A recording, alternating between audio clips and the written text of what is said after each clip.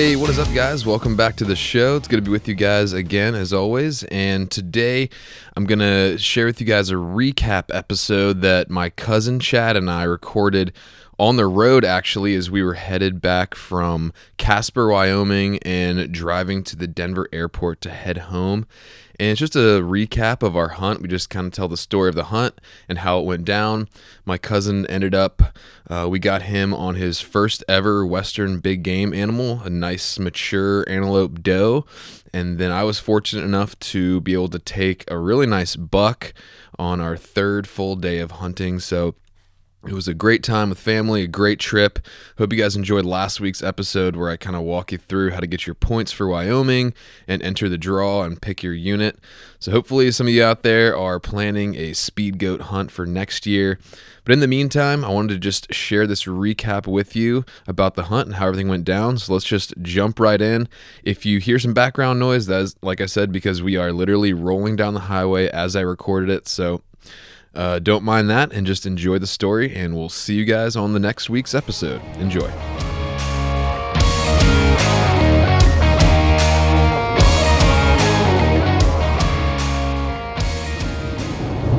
All right, so welcome to the Hunter's Quest podcast. I am taking a play out of Dan Staton from Elk Shape's book, and we are recording this episode while driving down the highway in Wyoming. We're headed from our hunt area in the Casper area of Wyoming down to the airport in Denver, where me and my cousin Chad are heading out of town to go back home. What's up, Chad? What's up, man? ready to get home and eat some of this delicious antelope meat. That's what I'm ready to do. Yeah, so if you guys have listened to the podcast before, you may have heard an episode a while back where me and my cousin Chad here did a little hunt in the mountains of Virginia. That whole debacle where I ended up shooting a hole through the floorboard of my truck. Oh. That was our first public land hunt experience, and I don't know, I'd say we've come a pretty long way since then, huh? Far away. So, but anyway, yeah, if you do hear some background noise or whatever, the audio is not perfect, I do apologize, but I wanted to just recap the hunt while we are together and got some time rolling down the highway and just freshen our minds. So anyway, as you guys might know, we as a group applied for antelope, and I won't say the unit, but we got our first choice unit in the Casper area, just with 1 point in the special draw, and we ended up getting a tag for myself. Chad got a tag, and Chad's dad got a tag, and my dad also joined us on the trip, although he didn't have a tag. He just was kind of there for the ride and just to enjoy the trip and hang out. And we got an Airbnb in Casper, and then we just day hunted. And so I don't know, what were you, Chad? What were you kind of expecting coming into the hunt? Were you thinking we would have success, or what was kind of your expectations coming in? I had high hopes. I really did. So between your research and talking with you, and the likelihood of, we got a fairly good unit. We knew that coming into this. And also our dads being out there a few days before us, they had been sending us pictures of a lot of movement, antelope in the fields. So I was feeling pretty good coming into it. Really was. Yeah. And so again, this is, we're coming in from the East Coast. We've never hunted in Wyoming. We've never hunted antelope, and so this was honestly my first trip, kind of as a trip lead, and kind of planning everything and going through the logistics, and bringing our dads out here. It was real special because our dads grew up hunting together, and they were like best friends growing up, and they hunted public land out in Kentucky for whitetails forever in the 70s, never killed anything pretty much, but they're just like best friends, and me and Chad have always been close. So just to get the four of us out here together, on top of being able to go hunting, was cool just to all be able to spend time together. Really special. Yeah. So anyway, so we met up with the dads out here, and And then as soon as we landed about noon and headed over to the Airbnb and met up with the guys and grabbed all our stuff, and then we headed right out to the unit to check it out. Straight to the field. Yeah. Yep. So what kind of recap that first afternoon for us, or how we started off? So our dads, they had been out there obviously scouting, scoping around, and they were, like you were saying, old school. So they had the printed piece of paper from the His dad computer. had printed out a map of the unit, and that's all they had. They didn't have Onyx, or they don't know how to use technology really. So. And so they were driving around, but they had been marking things. He'd done some pretty good research. He did really good research. They had the roads marked of what was passable and not passable because they had just had about 12 inches of snowfall. Yeah, snow came through. Yeah, right before we got there. Yep, right before we got there. So whenever we arrived, there were still snow caps and snow in the fields. And our dads knew the roads that were passable, what wasn't, because they had been talking with some locals. Almost got stuck a couple of times, I think, themselves. And so, anyways, they got us back out to one of the first areas, one of the closest areas to where we were staying, because it was in the evening and we just wanted to get some eyes out, do some glassing. So and so we headed out there and we got into a spot where it was a kind of a good glassing spot from the car, and we didn't really know this going in, but my uncle Kevin, Chad's dad, was having some pretty bad mobility issues just related to health and stuff that was kind of keeping him pretty close to the trucks, so we were trying to find some glassing places that we could kind of glass from the road, and that's kind of what you do with Antelope, especially when you're just kind of trying to get a feel for a new unit. So, but we went in there and pulled the truck up to a high point overlooking a sage flat, and we saw antelope like pretty much right away. Yeah. I think that first evening we saw like 5. Yeah, something like that. And there was a buck in that group. And so, Chad always messes with me and says I get the call of the wild, which, I mean, it's true. I do. And so I saw those antelope. We grabbed our gear and we just kind of struck off. And I did actually kind of get in range of them, but they weren't exactly where I thought they'd be. And I popped up over one of these little hills out here, and I saw them kind of booger off. I think they saw me coming. But we spent, I don't know, maybe an hour just kind of messing around out there, trying to see if we could get eyes on them. And I found a mule deer shed, and then we headed back to the truck. So, I mean, right away we were, getting after them on the first evening. Yeah, and kind of should have been something very foretelling about the trip, about how quick it just seems like they disappeared. Oh yeah, because it looked like when you're glassing right out of the front of the car, it looked like they were 300-400 yards away, just right there. Right. Then as we began pursuing, you'd get over the next what appeared to be like a little ridge, next little hill, and you wouldn't see anything. And then you'd go to the next one, still wouldn't see anything. And so I'm with you. I thought they had just bounded off, and we had spooked them. Yeah, they are. We learned on this trip, this is like one of the biggest takeaways, is these things, they're not like whitetails where they have big thick wooded areas to go hide in. These things are masters of using the topography and the terrain features to disappear. Like you'll look out over a big sage flat that to your eye looks pretty much flat, but somehow these things will find ways to just disappear behind little folds in the ground and stuff, and it's really amazing, honestly. It really is. Really is. And we also saw some other hunters out there. It wasn't anything crazy, but there were other hunters in the area, and we did have a fair amount of pressure on this hunt. But so anyway, we packed it in and we drove around a little bit more that night. But then headed back into town. We went out for a nice dinner at a restaurant, and did some game planning for the next day. Did some strategizing. So we decided the next day we were going to go up to the northern part of the unit and then hit this. There was very few good, and the other thing is we're in rental vehicles with highway tires, so I mean our mobility for moving around the unit is pretty limited. But there's one road that kind of goes from the north all the way to the south end of the unit, right kind of through the middle of the unit. And so we wanted to go check that out, and it led to a walk-in area and some good public on the bottom of it.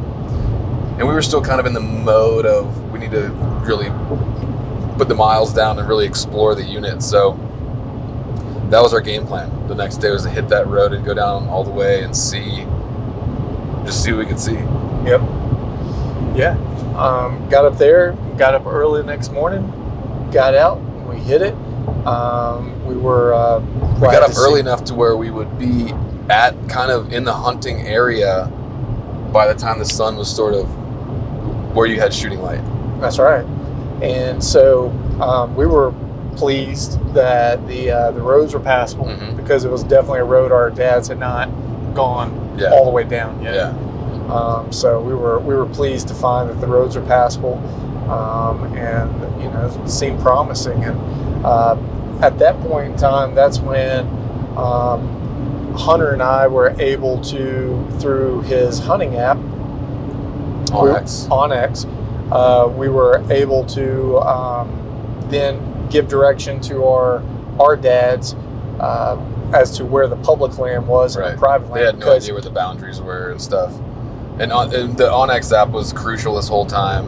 If you're out here, I mean, there's no way of telling unless you have that app pretty much where you are. And so that was a crucial tool for us. And we got down to the bottom of this road, and we started seeing a bunch of trucks when the public started, of course. And we got out and looked, and we saw a bunch of antelope in this sage flat in one of the walk-in areas that was next to some BLM.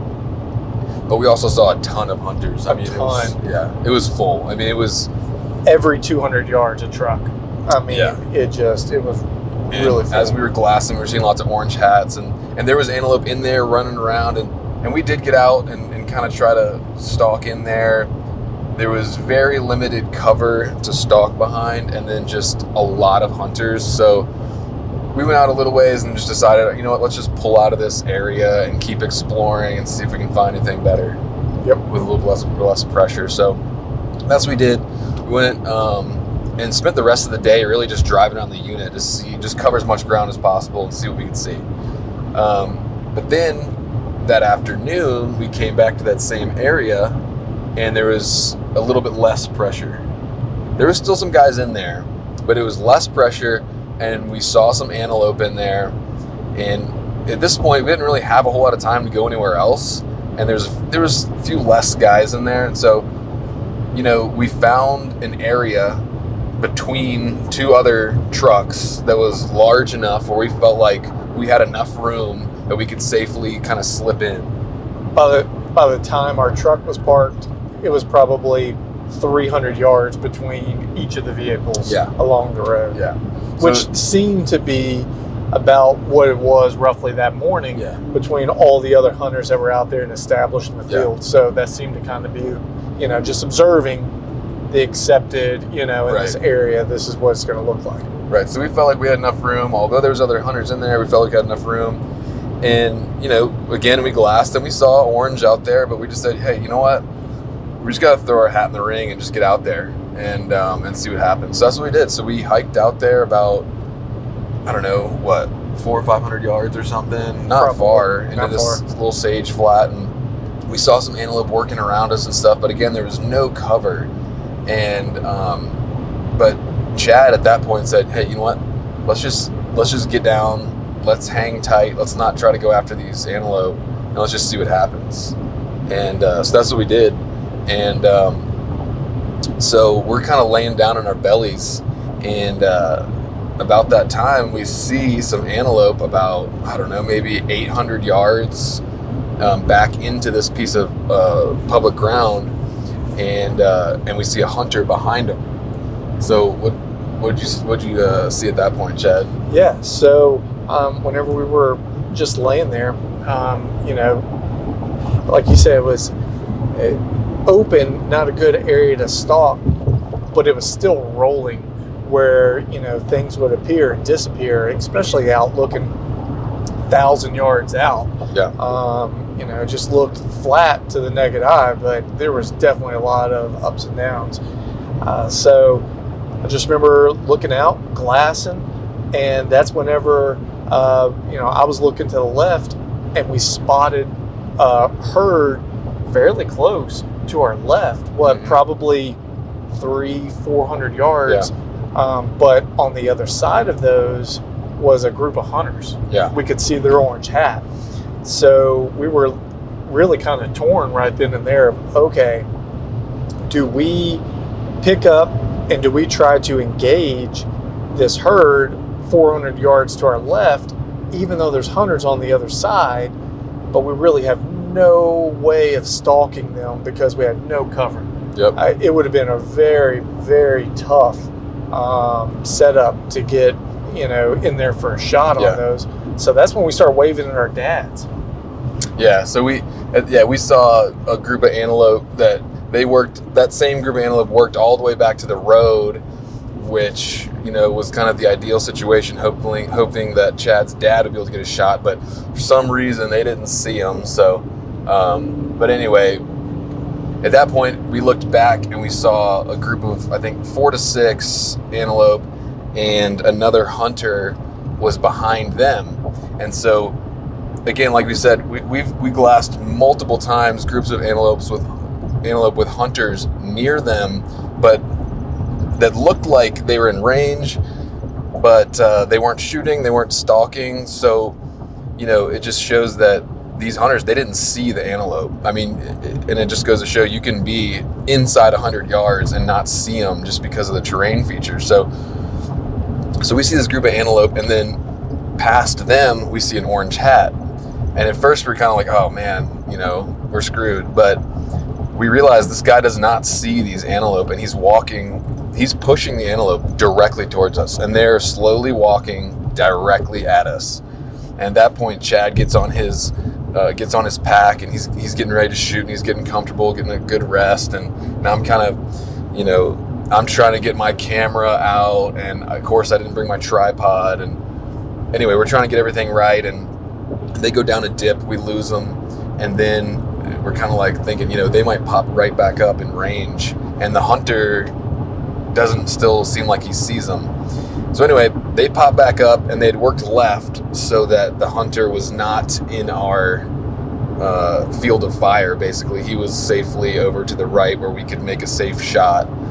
And then these antelope started working right at us. So right what happened at that point? The first time I hit them with a rangefinder, they were about 300 yards probably. Yeah.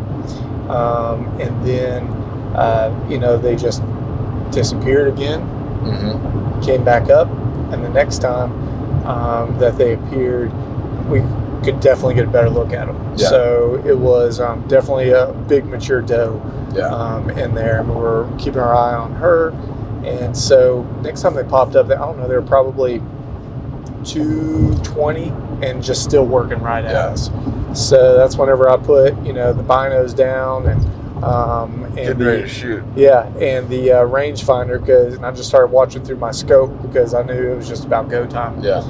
And so, anyways, just kept watching them, and then finally, the big lead doe, she came up and she got broadside, and we finally got her to slow down and stop.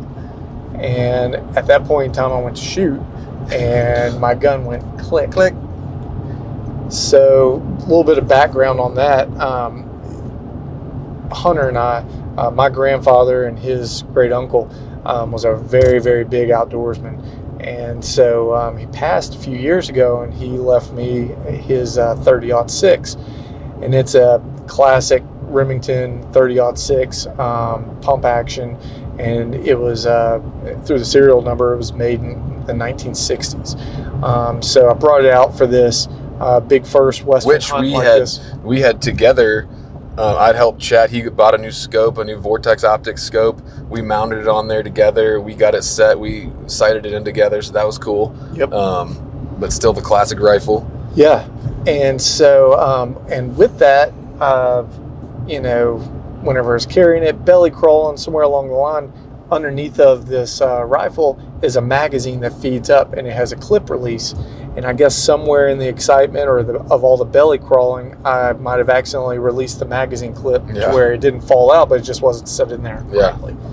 And so that created all kinds of issues at that point in time whenever I was getting ready to make the shot. Yeah. So he takes the first one, click, nothing. I'm like, what's going on? He shuts another one in. Again, click, nothing happens. At this point, I'm like, you know, we might have hit the bleep button a couple times in the video because I think we're both dropping curse words and stuff, to be honest with you. It was a high-pressure situation, but... I was very frustrated. Yeah, so then, you know, I'm like, dude, do you need me to shoot? Like, are you going to be able to... And so he starts messing with it again. He shucks another shell in. And I guess at this point, I think he just had one shell in, right? Or one round left in the magazine. And he's like, no, I think I got it.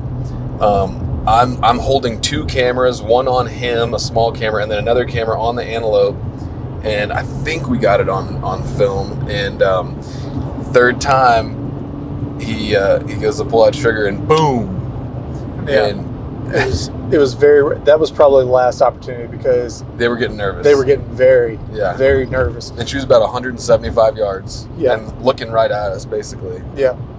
And we were yelling at them to try to get them to stop too, because they wouldn't stop walking. They wouldn't stop walking. Yeah. So, anyways, thank the Lord, it worked out though, and I was able to, after all the hustle bustle, get one in there. Still feel comfortable enough to take my time. Eased off a shot, made a good shot. Yep. And she probably went, I don't know, 30 yards. 40 yards, and then she piled up. Yeah. And at that point, the hunter that was behind them turned out to be a really cool dude named Joe. Shout out, Joe, if you're listening. He came up and he was excited. He was helping us look for the animal, and we found the animal, and Joe helped us. So we didn't quarter it up there. We were close enough to the road, and we wanted to bring the animal back to show the dads and get pictures and everything, which I'm glad we did. Absolutely. So Chad, I got video of it, we literally manhandled this whole doe up on Chad's shoulders, and he walked the 300-400 yards with the whole animal on his shoulders. I'm sure you probably see pictures of it, but so he manhandles this thing all the way up there, and you know, we had a little celebration moment with the dads, and Chad's dad ended up walking out there, and got some great pictures, and got her cleaned up and quartered, and we're high-fiving and enjoying the moment, and got her in the truck, got the tag on her, and not necessarily in that order, and got out of there, and enjoying it. In the cleaning, doing the cleaning in the field, hunters well surpassed my expertise in taking care of game and the handling and the processing of the game meat. But a big takeaway for me was the importance of the game bags, and preserving that meat, because as big of a man as I thought I was, I couldn't have made it another 100 yards with that deer, or excuse me, the antelope that to get it up there. And so it was time. I had to quarter it up. Yeah. And so in doing that, Hunter had advised me and recommended I get some game bags. I was able to do that, protect the meat as best I could while out in the field. And boy, it paid off later. And I'm really excited. Yeah, this was his first ever Western big game animal. We were stoked. You know, big mature old doe. And yeah, I mean, it's just a trophy being this first Western big game animal, and we got it butchered and quartered up, and in those game bags. That was one of the gear items I told these guys to definitely get before this trip, was get some game bags. They did, so kudos to that. And then we got it in, and we kind of tried to hunt a little bit on the way out, but we just decided, you know what, let's go back, let's take care of this meat, let's kind of revel in the enjoyment of the moment, let's just enjoy the success for the night, and let's head back. So that's what we did. And we headed back and got the meat in the fridge at the Airbnb, and then also the next day we knew we had some weather coming in, so we went out for another nice meal in town there in Casper, and we were planning on this big winter weather storm to roll in the next day. But we decided, let's get out there in the morning before the weather comes. It was supposed to start getting nasty around 9 or 10, maybe 11, but we decided let's go out there and hunt. So next morning, woke up, went out to our unit to a sage flat that we had identified the first night as a good area, and we had a plan to do about a 2.5 mile track to go to kind of walk through and ease through this area and hunt. And then our dads were going to meet us back at the road. And so we started hunting through there. The wind was already starting. About halfway in, it started raining and snowing and blowing pretty hard.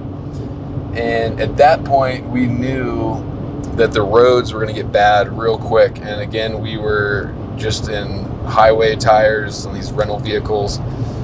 So at that point, we're like, all right, we need to kind of start booking it back to meet up with our dads. And so we kind of deviated from the original track to make a little bit of a shortcut to get back, because it was starting to get really nasty, spitting snow and rain. And unbeknownst to us, when we did that, it took us through a couple of really deep washout gullies. I'm talking 30 feet of like vertical down and vertical up, which wouldn't have been a huge deal, but when they're soaking wet, it was pretty difficult to get down and up. So that caused us to be about 15 minutes late getting back to the truck. And the place that we had identified as our rendezvous point, we didn't know, but the roads there were markedly worse than the main road we'd started on. So our dads are over there, and we get there about 15 minutes late, and they are stressing, dude. Very much so. They were worried about us, and my dad's a very safety conscious guy, and rightfully so. And we weren't in any real danger, but it would have been an uncomfortable situation to get stuck out there for the night with this forecasted up to 8 inches of snow coming. So when we got back, they were pretty nervous. They were nervous, but It's like you said, there were antelope camps, there were hunting camps around us. I mean, we could have walked back to the highway. We absolutely could have. I mean, we weren't miles in, right, to where we were in real life-threatening danger or anything. So it could have been an uncomfortable, bad night, worst case scenario, but we're not really in danger. But still, the dads were stressing it a little bit, and but we took our time. We were sliding around a little bit, for sure, on those roads. It was a little stressful for a minute, but we were able to get out of there, and then the road turned back into gravel, and we were good. And then we headed back, and we had a nice little afternoon. It was actually really nice. We were kind of worried about losing hunting time to the snowstorm, but it actually worked out really well, because we were able to get back, clean up all our muddy, wet gear, take showers, dry them out, and then start processing. Yeah, Chad's dad put on a nice pot of chili, homemade chili he made. And, we're from the East Coast. We don't get a whole lot of snow, so it was kind of nice to just enjoy this little snow. We were in a nice Airbnb. And then we were able to go to Walmart, get butcher paper, and really take care of the meat well and cut it up nicely, process it, get it in the freezer. So it was nice to have a little day to kind of hang out, just process our meat, eat some chili, enjoy the snowstorm. That's right. And then that evening, that chili was lunchtime. That evening, we ended up grilling some steaks. Yeah. And that's whenever, because we were in the process of processing my antelope, that's whenever we took some of that backstrap. Yep.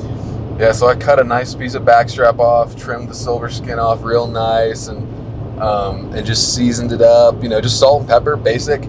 Threw it on with the steaks, and cooked it, on the rare side of medium rare, and I think everybody was impressed with how good it tasted. I was incredibly impressed. Yeah. My dad, I know he was. He was even talking about the next day. I think the next time we were eating, he was like, "Give me some of that antelope right now." Yeah, it tasted just like a filet mignon. It was delicious. To me. So that was cool that they were able to see that it was good meat, and we enjoyed it. Like I said, had a good night, and then we woke up the next morning, and we knew we'd probably have some weather delay, so we didn't wake up super early and try to bust out there. I think we kind of took our time, Chad made us a nice bacon and egg breakfast, which was actually came in crucial later in the day. Yeah, it really did. And honestly, I was kind of expecting, with the snow melt and with the road situation, I was expecting we were going to lose pretty much that whole day. I was too. Yeah. I thought that morning or that late morning when we got out there, I thought we'd be back by lunchtime because we didn't pack any lunches or anything. I thought, okay, we're going to go out, recon, how bad are the roads, that clay. Yep. It just gets so bad so quick. Working from the previous night's experience or afternoon's experience, then, but to our surprise, we got out there that morning and boy, the roads, they dried quick. They dried real quick. So the snow came out, and while we're eating breakfast, I got on my Onyx and I started just really, really planning. And just to go back a little bit, that morning I was starting to have one of those anxiety moments, like, oh man, what are we doing? Like, this snowstorm, I don't know if we're going to be able to fill any more tags. I was a little bit discouraged by the amount of pressure and the lack of areas we'd be able to get to with our vehicles. So I was starting to stress it a little bit. And I had another one of those moments like I talked about on the Alaska trip where I was like, I slowed down, I got my quiet time, spent some time with the Lord, prayed, did a little meditation and just kind of reset. Like, hey, this is a fun trip. I'm just going to enjoy myself. I'm going to enjoy God. I'm going to enjoy the family, and just not stress it. And that's one of the biggest takeaways for me this whole year with Western hunting is when stuff starts to go right. When you're stressing and freaking out, stuff doesn't really happen. When you just slow down, enjoy the experience, get some time with God, and just enjoy it, like it says, delight in Him, and He will give you the desires of your heart. And so that's what we did, and we just started having fun with it. And so, but anyway, over breakfast, I decided I needed to identify some new areas because we'd found some good areas with antelope, but they were also pretty heavy pressure, and I didn't want to just keep going back to the same areas trying to do the same thing. So I got on my Onyx and I started studying in it because I didn't really honestly have much time to e-scout before this trip. So I hadn't really done much e-scouting.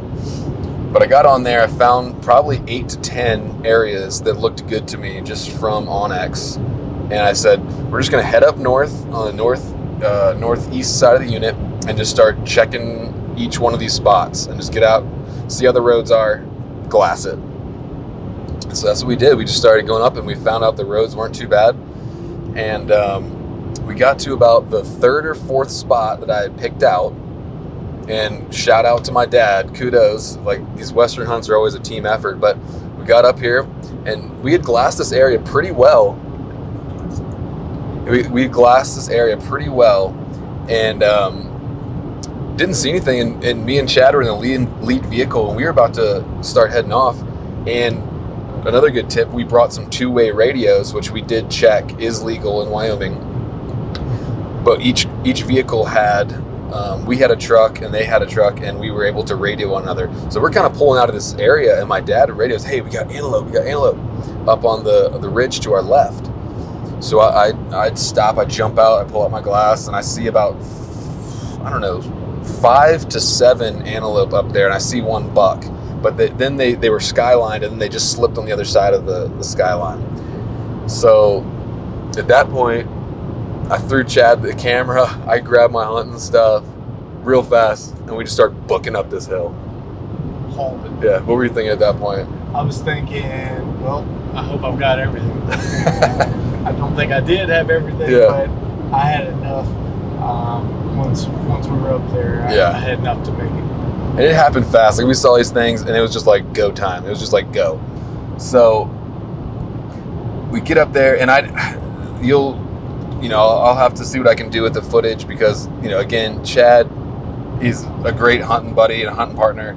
He's not a professional videographer, so, and it's on me. I forgot to change one of the exposure settings on the camera, so the footage is a little overexposed. Well, it's a lot overexposed. But anyway, I'd already kind of decided, like, yes, I want to make a film of this hunt, but I also just want to enjoy this hunt because I just gotten back from New Mexico where I was only filming. I wanted to fill a tag. I wanted to have fun with my family and enjoy the hunt.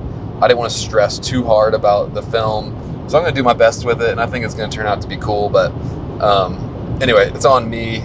And anyway, threw him the camera. We bombed up this thing about a mile. It was gently sloping. I think it was like a 400-foot incline. Nothing major. But got up there, and as soon as I get up to the top of this thing, I see a guy walking back to a side-by-side just 50 yards in front of me where the antelope were. They get in the side-by-side and roll off, and I just, in my mind, I'm like, oh man, we're done. Like classic public land heartbreaker.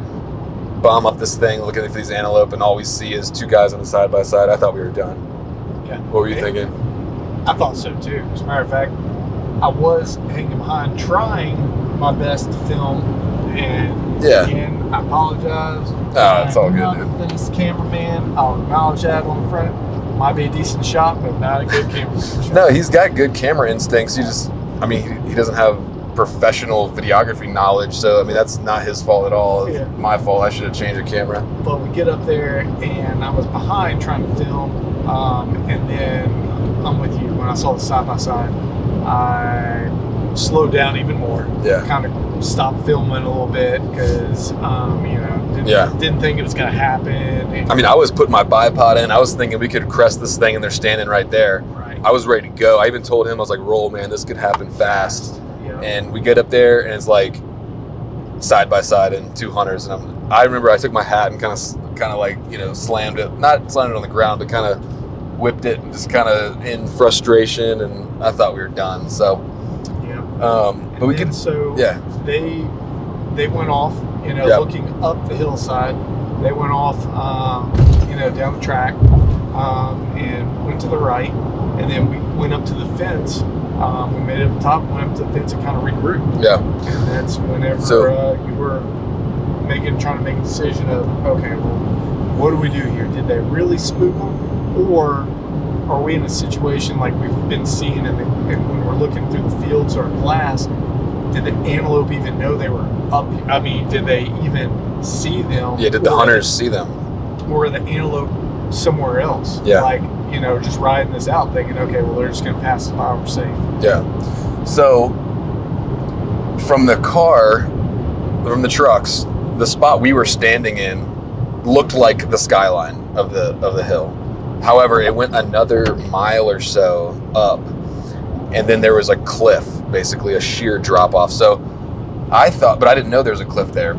So I thought those guys had probably pushed those antelope on the other side of this hill. So Chad stuck there where he was at, and I said, man, I got to go check this next hill, this next ridge line. So that's what I did. I went up there on the top. Lo and behold, when I got up there, it was literally a 400-foot just sheer drop-off cliff. So I was like, well, antelope definitely didn't go this way. I know that, which was good. And at that point, I called my dad, and he's like, oh, man, we see the antelope still, because they were back in the trucks. So at that point, I knew they were kind of back in the same basic area, and I sprinted. I seriously ran, like, with all my gear and my rifle. I ran for about a mile back to Chad, and I came up all huffing and puffing. And so when we were talking, one of the things we were talking about doing is, okay, is there a chance they're going to circle back? Yes. And so we decided, all right, just like we did whenever I got my doe, let's sit here. Let's just be patient. Yeah. Let's kind of sit here. Let's, just, all right, slow down, gather ourselves. And whenever you came bombing back down, you said, hey, I think they're still up here somewhere. Yeah. Because I got all the way to the top.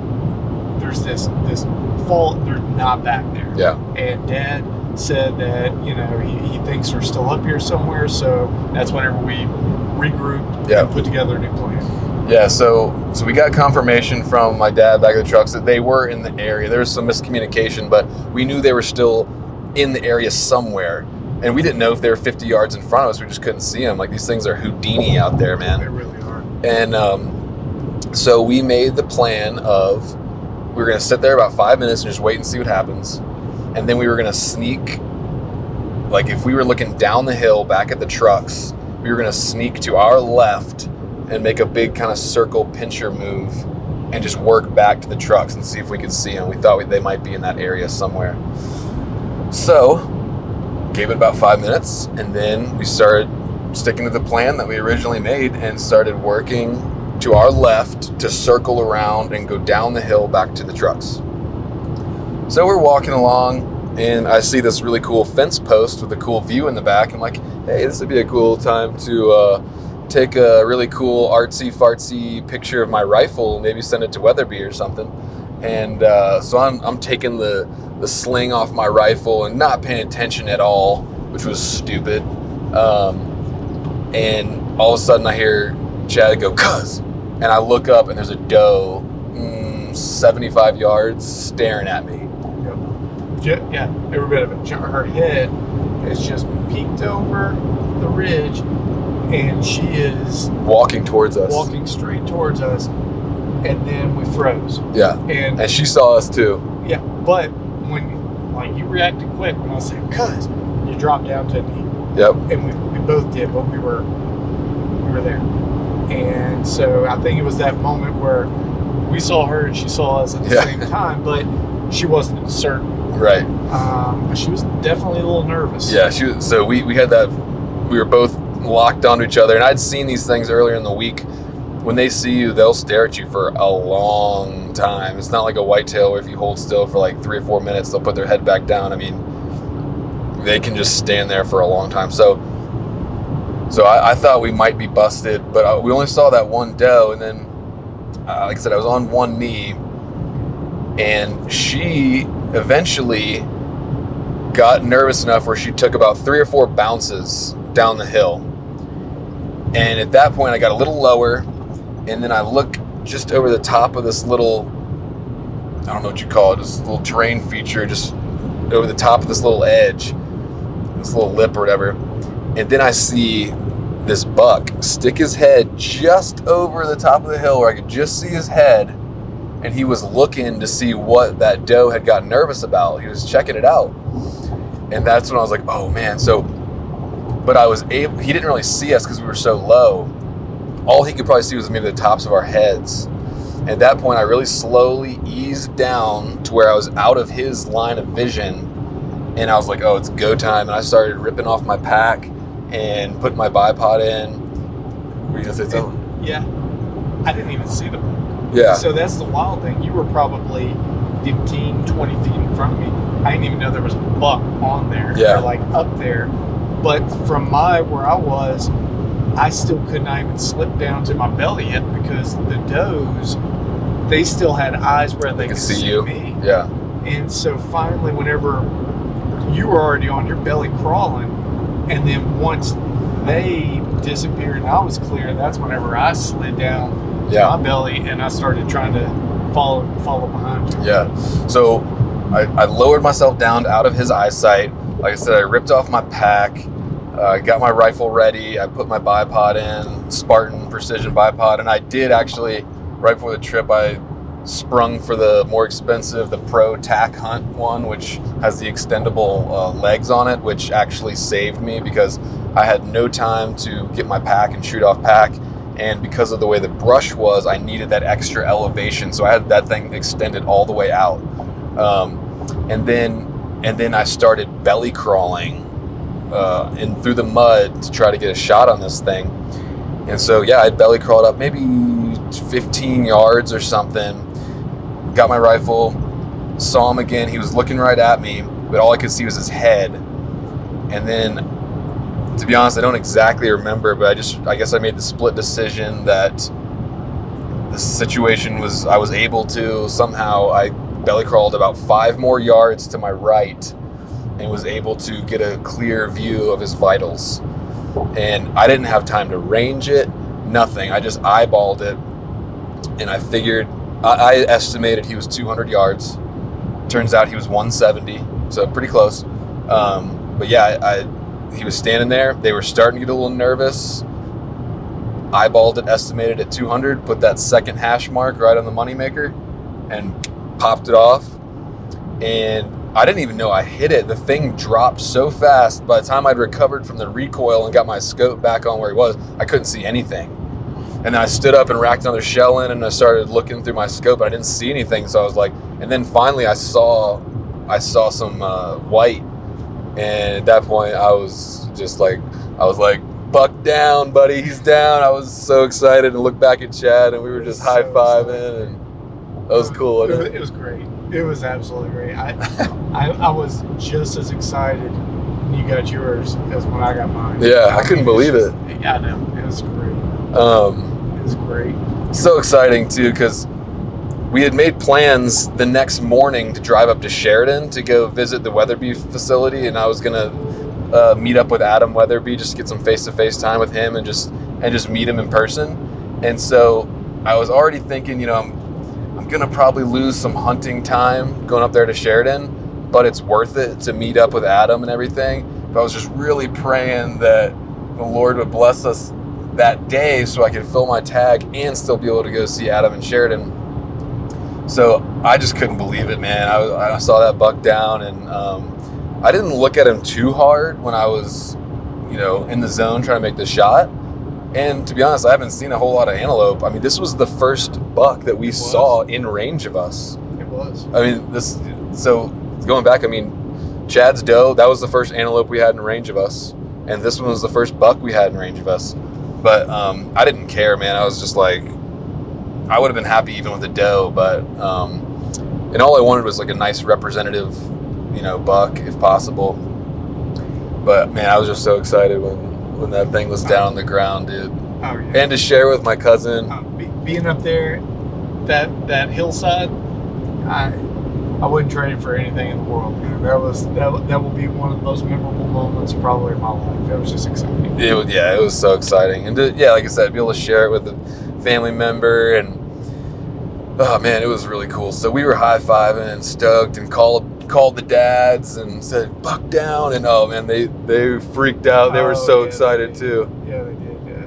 My dad has always, I mean, can't tell you how many times how many hours he spent watching, you know, hunting shows and antelope, and you know, for him to know that whenever we got that thing down to the hillside, he was gonna be able to put his hands on there and touch it and see it firsthand. It was just very exciting. And I think they were really proud of us just putting this whole thing together, and going out there, like I said, doing it ourselves, you know, doing the research ourselves, the tag process, you know, scouting, finding the antelope, you know, getting Chad's rifle and ready and shooting condition, just every part of the process, just doing it together and doing it ourselves, and going out here to a new state, you know, DIY, public land, you know, throwing our hat in the ring with all the other public land hunters and getting it done. It was just really validating feeling. It felt like a real accomplishment, you know. And I think the dads were proud of us for getting it done, and I don't know if they really expected us to fill tags or not, but I don't know if they did either. Yeah. But I was confident the whole time. I thought we were. Yeah, I did. I felt like if we hunted hard, covered lots of ground, we're not afraid to hike, we're not afraid to put some work in, I thought we had a really good. And that's what I told these guys. I said, if we're just not afraid to apply a little boot leather, cover lots of ground, look at lots of terrain, I think we got a really good shot at filling some tags, and we did. And you know, to be honest, I would, any buck I saw that morning in that situation, because of the time and just what was going on, I would have killed any legal buck. But we got up there, and he's actually a really, really nice buck. He's got really good mass, really good hooks on him. He's pretty tall. He's got one of his cutters is broken off, so he's been fighting. A lot of character, just a really, really pretty buck. Even some of the local guys we talked to said, oh yeah, he's a solid buck, you know? Color. I mean, he's just got a beautiful coat. Yeah. Beautiful animal. Yeah, absolutely. So we got up to him, and we took our time. We took pictures. We were just enjoying the moment. I really wanted to take the whole animal down to show the dads, but it just was not feasible to drag that whole animal down there. And my wife wants to get the thing shoulder mounted for the house, so it would have. I don't know if you've ever hunted antelope, you know.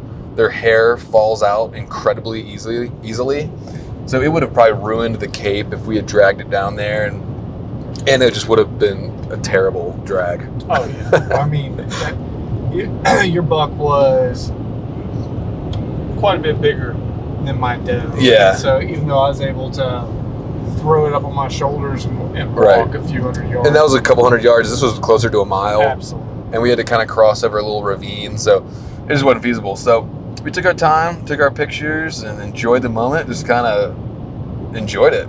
Thanked the Lord. And while we were up there, and we were processing or, working on your antelope, hear a few shots ring out. Yeah. And so my dad, being down there, because we had told him, we had said, hey, you all be on the lookout. This buck had 2 does with him, and we had relayed, we think that they're, working this pattern and they might swing back around by you. And so they were on the lookout. And my dad, as Hunter was saying, he had one of his legs, he's either pulled a muscle or something in it. And so anyways, on that wet clay, it just wasn't a good idea for him to push too far off the road. Yeah. So he was easing up down the road. And anyways, he sure enough spotted those does. And but he had gone out to look for him and made the mistake of leaving his rifle at the truck.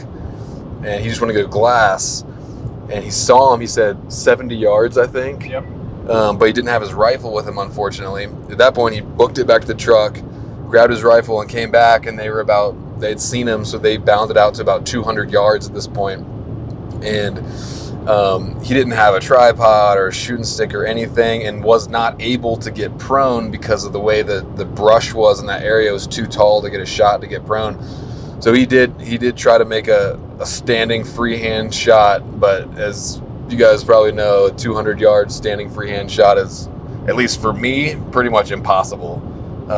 So needless to say, he didn't get him, but he did get an opportunity.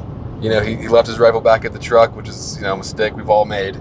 But just the fact that he had an opportunity to get one, we could have filled 3 out of 3 tags. Absolutely. Absolutely. Which is, he was excited about it. I think he was a little annoyed that he forgot his rifle, but he is. But it's like he was saying, and like I was saying, the fact that I'm originally from Kentucky.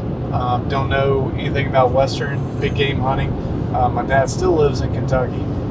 So the fact that me and my dad came out here the first time antelope hunting, and in the group we had 3 tags, and we had opportunity to kill 3 antelope, and we got 2 out in 2 2 days. of them, Really? in 2 days.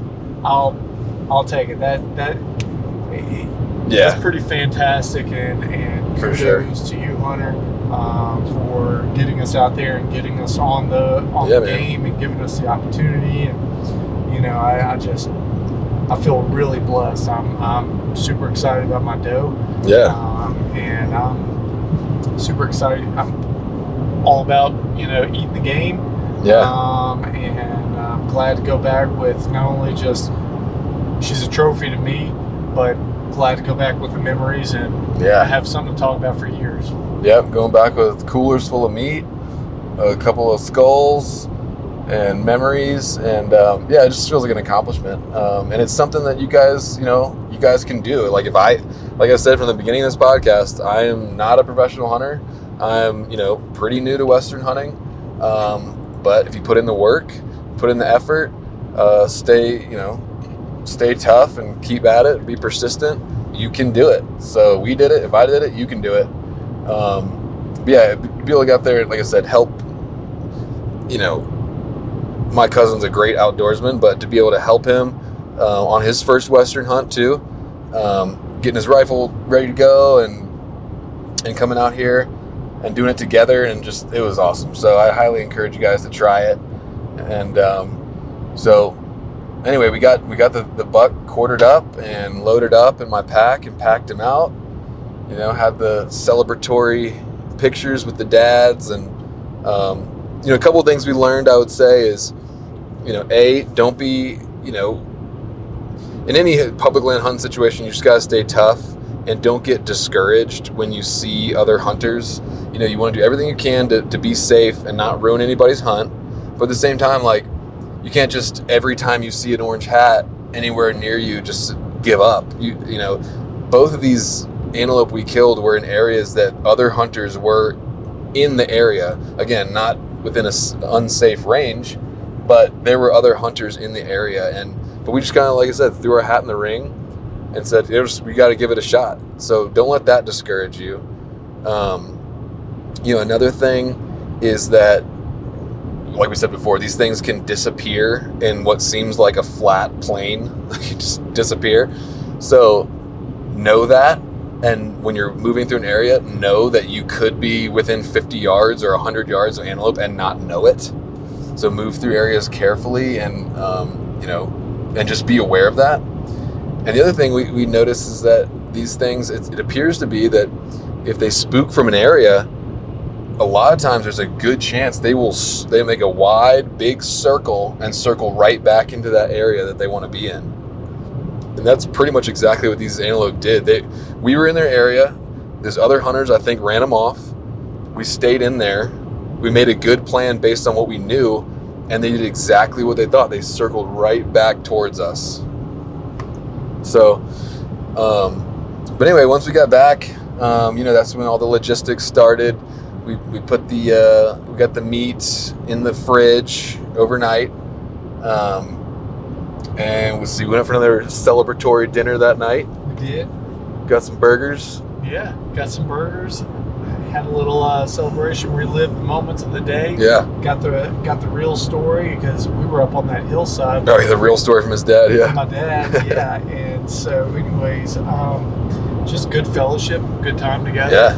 And just enjoying God's country, man. That's what it's all about. For sure. So that's most of the story. I mean, today we decided, since we tagged out that, and the dads were okay, or actually they suggested it, especially me, I've been on the road a lot this year. We decided we would take the opportunity to head back a day early, just have an extra day with the families before heading back into work and stuff. So we yesterday, again, I processed my antelope, and we got it in the freezer, got all the stuff clean, and started getting packed up. And then today, like I said, we're heading down the road to Denver Airport and heading back to the families. So I don't know, any closing thoughts or comments or anything? No, just ready to get back home, enjoy time with the family, and just take time to look back on the pictures and everything. Yep. and reflect on the trip, and be able to share the story with others that haven't heard it yet. Yeah. So it's definitely going to go down as one of my more memorable hunting trips. Yeah. So I don't know, a couple pieces of gear that stand out that were really useful in this trip. Like I said, without that Spartan Precision bipod, I think it's the Pro Tac Hunt model, I wouldn't have made that kill shot, just to be completely honest. So that was a crucial piece of gear. We relied heavily on Onyx the entire time. I think if you're a Western hunter, that's a pretty crucial thing to have. Black Rifle Coffee had sent me out some coffee before we left to try out, and that kind of kept us fueled the whole time. And also, I'm rocking these ancient sneak moccasins. I don't know if you've seen them before, but on Instagram you can search ANXYNT, ancient, and they're these. I'm wearing these buckskin. They're like moccasins, and they're just specifically designed for sneaking in on antelope and whatever, especially for archery. But really good product. Definitely check them out. Let's see. My EXO pack performed well, packing the meat out. Yeah, definitely always want to have a solid pair of gaiters. That was helpful in the snow and the mud. I don't know, any other gear pieces that stuck out to you? We both had the Vortex binos that were, you got to have good glass out here in this country. Yeah, those gators. I didn't have them on when that snow started, Yeah. and I was soaked. Yeah. Argali game bags are awesome game bags. Kept my meat nice and clean, and I used my Argali knife to cut that thing up. So definitely check out argalioutdoors.com as well. I was shooting hammer bullets, 124 grain copper mono bullet out of my Weatherby backcountry in 6.5 Creedmoor with I'm rocking right now a Swarovski Z5 5 to 25 scope, which is a great scope.